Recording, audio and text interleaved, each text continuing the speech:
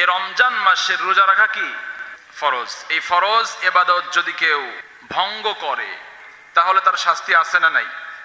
জোরে বলেন, কি শাস্তি হবে?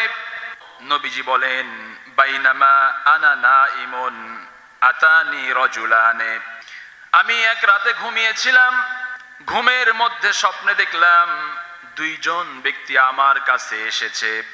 ফাখাযা বিদাবাইয়া ফাতা বিজাবালান ওয়ারান, ওই দুই ব্যক্তি আমার বগলের নিচে হাত দিয়ে আমার দুই হাত ধরে তারা উঠালো। ওই দুই ব্যক্তি আমাকে ধরে নিয়ে একটা দুর্গম পাহাড়ের পাদদেশে নিয়ে গেল। নিয়ে যাওয়ার পর বলতেছে, পাহাড়ে ওঠেন। আমি বললাম, আমি তো পাহাড়ে উঠতে পারবো না।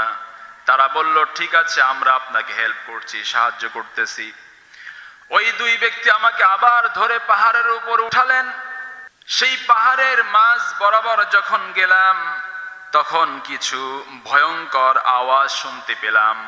অনেকগুলো মানুষকে একসঙ্গে ভয়ঙ্কর শাস্তি দিলে যে রকম চিৎকারের আওয়াজ হয় ওই রকম আওয়াজ আমি শুনতে পেলাম।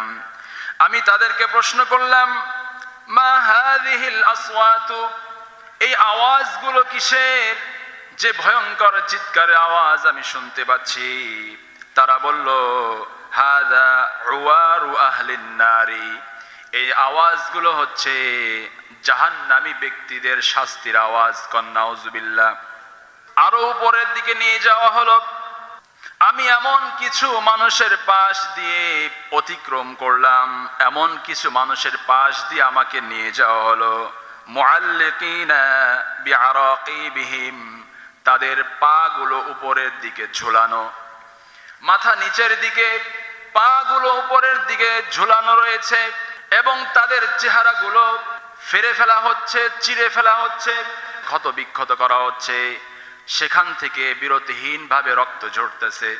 কিছুক্ষণ পর সেই ক্ষত বিক্ষত চেহারাটা ভালো হয়ে যাচ্ছে, আবার সেই গালের চোয়ালের মধ্যে আঘাত করা হচ্ছে, চিরে ফেলা হচ্ছে, ফেরে ফেলা হচ্ছে। বিরতিহীন ভাবে এই শাস্তি তাদেরকে দেয়া হচ্ছে।